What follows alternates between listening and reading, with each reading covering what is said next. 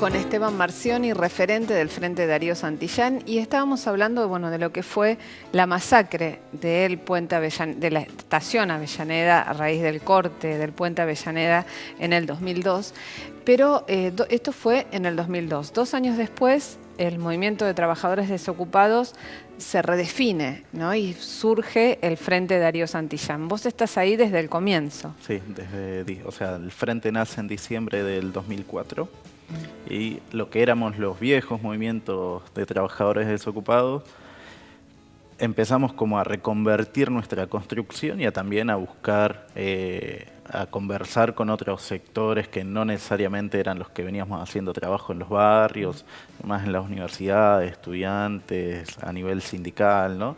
Y ahí es que nace el Frente en diciembre del 2004. Ahora, ustedes, digamos, todo el movimiento piquetero tiene un origen, un desarrollo muy grande en lo que fue la crisis del final del gobierno de la Alianza y el comienzo del gobierno de Duhalde. Ahí el tema de la desocupación era un tema crucial, el tema de la situación social, la falta de comida concretamente en los barrios.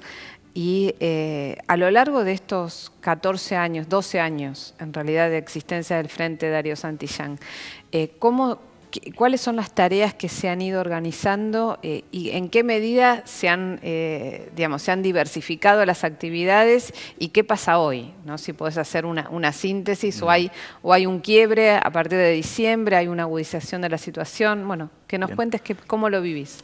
O sea, como bien vos decías, nosotros nacemos como movimientos desocupados, en principio tratando de dar respuesta a una necesidad muy básica que era la cuestión del laburo, y después atendiendo a otras problemáticas que había en el barrio. Básicamente una que era la más sensible que teníamos, que era el tema de la comida. O sea, compañeros que venían a participar de las asambleas o que venían a trabajar en alguna cuadrilla en el barrio, nos pasaba que volvían a la casa y no tenían para comer.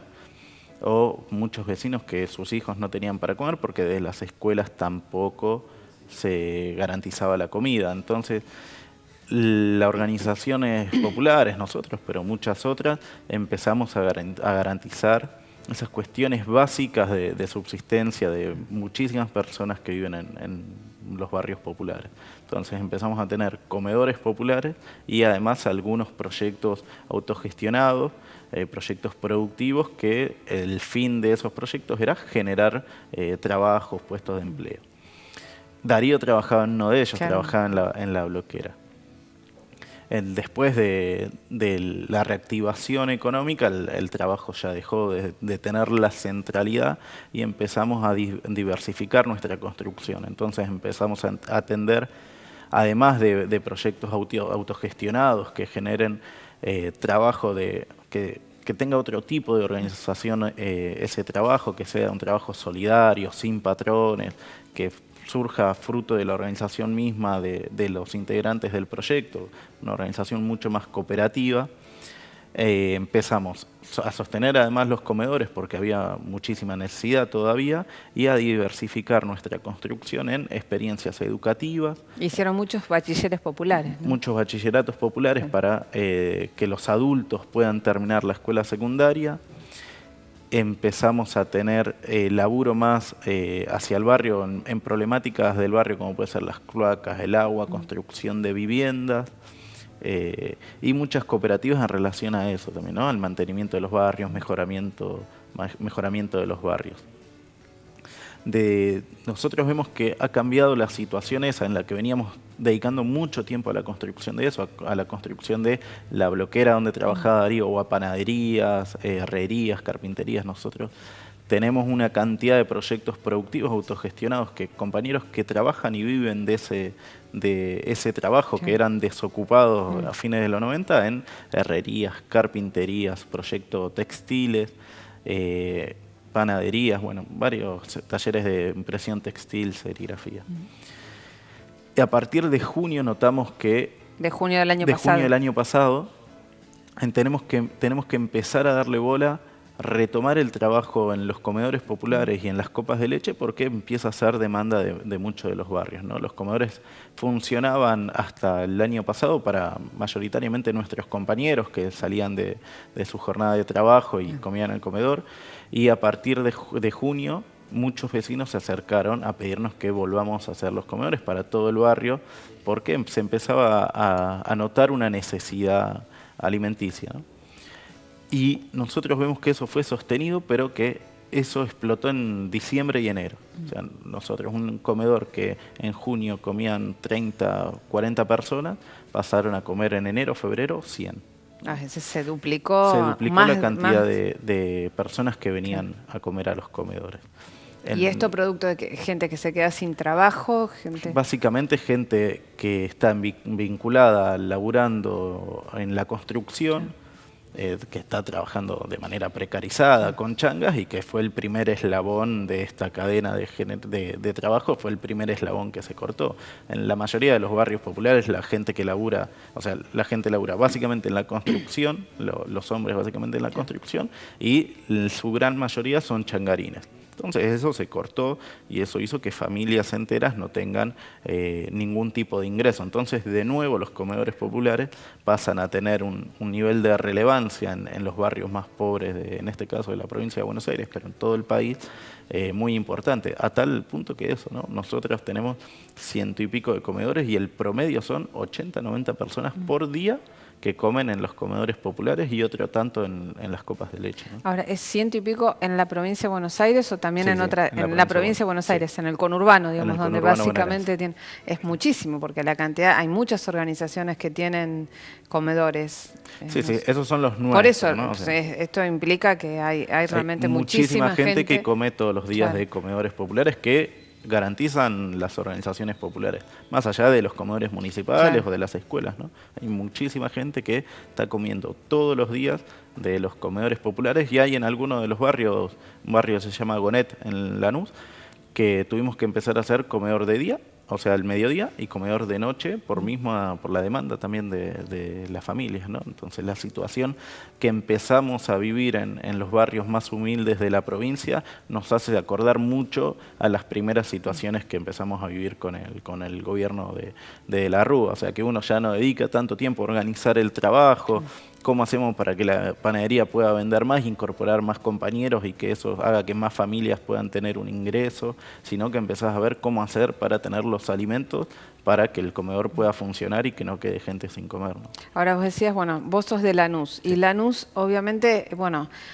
aparece ahora en los medios nacionales, pero ¿por qué? Porque el intendente Grindetti, Néstor Grindetti, acaba de ser procesado por las cuentas no declaradas en el exterior, ¿no? Por un offshore en Panamá que apareció a partir de la affair de los Panama Papers y el manejo de una cuenta en Suiza.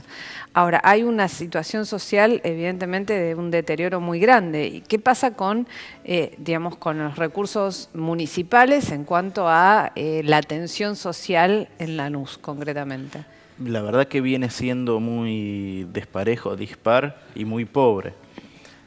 Nosotros mantenemos 5 comedores todos los días y uno que, o sea, todos los días al mediodía y uno que funciona al mediodía y a la noche.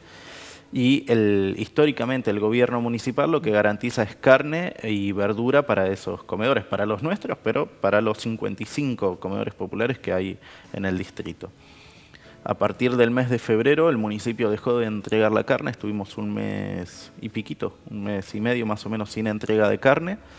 Eso hizo que los comedores, que son lo que decíamos recién, tan necesarios para la alimentación de muchas familias, en nuestro caso lo pudimos mantener la primera semana con aportes de los vecinos, aportes de los compañeros, y después tuvimos que empezar a entregar una comida que era muy pobre, o sea, arroz con alguna verdurita que conseguíamos y después definimos terminar cerrándolo porque no teníamos manera de garantizar la cantidad de carne o la cantidad de alimento importante para tanta cantidad de gente. Y luego de un mes y medio de movilizaciones y todo, logramos que se restablezca la carne y las verduras para nuestros comedores, pero para todos los comedores del distrito que estaban sin recibir la carne. Y muy loco porque nos vuelven a mandar la carne y a la semana nos mandan carne podrida, o sea, carne en muy mal estado que la tuvimos que tirar. ¿Carne podrida? Carne podrida, sí. Sí, sí. Carne que los compañeros abrían la bolsa, por ejemplo, carne picada, y abrían la carne picada, que por comedor nos llega a 6 o 7 kilos por semana, abrían la carne picada y era una bola de grasa en el medio con un olor a grasa realmente nauseabundo. Y esas situaciones las venimos teniendo sostenidamente. Ahora hace 15 días, o sea, nos entregan por semana la carne, hace 2 semanas que viene entregándose bien. Pero después tuvimos hace 3 semanas que no nos entregaban porque no garantizaban que la carne, después de que les llevamos la carne podrida, no nos garantizaban que la carne llegue en buen estado, y lo mismo pasa con la verdura y las frutas, ¿no? Y en Lanús de esos, la misma cuenta, 55 comedores por 100 personas por comedor es mucha gente. Sí. Entonces la situación, por un lado, más de investigación en relación a la corrupción en la que está metido nuestro intendente, y después la situación social de que el municipio no garantiza la alimentación básica para muchos vecinos del distrito, está siendo realmente una situación bastante complicada, ¿no? Claro, porque lo que se ve con mucha actividad en Twitter, en la cuenta de Twitter del intendente de Cambiemos, de Néstor Grindetti, que fue secretario de Hacienda del gobierno de la Ciudad de Buenos Aires, es decir, mano derecha de Mauricio Macri durante 8 años, sí, ¿no?, en la ciudad, es que siempre aparece en actividades en comedores infantiles, en escuelas, siempre rodeado de nenes. Es como un contraste muy grande con esta realidad que estás contando, ¿no? Te decía, ¿no? Una de las fotos la tomó en el mismo momento que nosotros estábamos en conflicto. Un día antes que nosotros movilicemos a la municipalidad, aparece en la foto en el barrio La Fe, en Montechingolo, que es un barrio histórico, que es el barrio donde militaba Darío, muy histórico. Claro, el barrio La Fe. Claro. Aparece en uno de los comedores, sonriendo, sacándose fotos con los chicos, cuando ningún comedor del barrio estaba abierto, ¿no? O sea, realmente mostrando una realidad que no es la que estamos viviendo todos los días en el distrito, ¿no? Ahora decime, Esteban, ustedes también, a partir de esta, vos decías, bueno, a lo largo de la última década diversificaron actividades porque, bueno, se había reactivado la situación del empleo y esto permitía a las organizaciones sociales desarrollar y desplegarse en otros terrenos. Esto también implicó un cambio en el planteo del frente y se presentaron electoralmente, concretamente en Rosario, ¿no? ¿Qué pasa con este salto a la política del Frente Darío Santillán? Estamos haciendo como nuestros primeros pasos, ¿no? O sea, nosotros nos es mucho más cómodo estar en el barrio, todos los días, construir comedor, el proyecto, o sea, es en el lugar donde nos sentimos cómodos, es ahí. Hacer una apuesta electoral lo que nos sacó es un poco también, es un desafío para nosotros porque nos sacaba un poco del lugar donde uno está cómodo y a un lugar donde generalmente juega el enemigo, decimos nosotros, un lugar donde las organizaciones sociales no estamos acostumbrados a estar y donde la lógica de construcción ahí es completamente diferente a la cual nosotros venimos acostumbrados. O sea, entonces fue como un desafío de cómo hacer para construir eso mismo como para reflejar lo mismo que construimos en los barrios en una experiencia electoral. Nosotros entendemos que de alguna manera en Rosario se logró, hicimos una experiencia también la elección pasada en Capital y que en menor medida, pero también logramos visibilizar eso que a nosotros nos interesaba. O sea, nos interesaba ir a disputar institucionalmente para mostrar todo lo que veníamos haciendo en los barrios y decir, este es el modelo que nosotros queremos, este es el modelo cómo queremos que sea la educación, este es cómo queremos que sea la salud y esto queremos que lo puedan tener la mayoría de los argentinos y las argentinas y por eso fuimos a disputar de alguna manera electoralmente las instituciones, ¿no? En Rosario particularmente nos fue bien y logramos meter a 3 compañeros concejales, 2 compañeros y una compañera. Pero bueno, estamos también en esa búsqueda. Ciudad Futura, Ciudad Futura es el partido en Rosario y estamos en esa búsqueda de ver cómo vamos construyendo en algo que es eso, no nos sentimos ni muy cómodos, ni es el lugar donde más nos gusta estar, pero bueno, entendemos que también gran parte de los últimos años lo que hizo también fue generar una nueva creencia en las gran mayorías en las instituciones existentes, ¿no? Entonces también entendemos que es un ámbito de disputa y que las organizaciones populares tenemos que ir a disputar también en esos lugares, ¿no? En fines de los 90 la gente no quería nada de ni un diputado ni un concejal, hasta incluso nosotros mismos. Ya, no sé, en la elección del 2000, la que gana de la Rúa, hacíamos un voto bronca, ¿no? Bueno, todo el proceso posterior lo que fue cambiando también es depositando nuevamente confianza en las instituciones, y nosotros creemos que ese es un ámbito que las organizaciones populares tenemos que ir a disputar, por un lado para visibilizar la construcción que muchas veces es invisibilizada, que construimos todos los días en los barrios, en la universidad, en los puestos de trabajo, pero también para ofrecer otro modelo de organización de la sociedad que tiene que ver con la solidaridad, la autogestión y cómo se toman las decisiones, ¿no? La democracia directa y un montón de cuestiones más, ¿no? Bueno, seguimos hablando en el próximo bloque con Esteban Marcioni, referente del Frente Darío Santillán, acá en Notas Verdaderas por QM Noticias.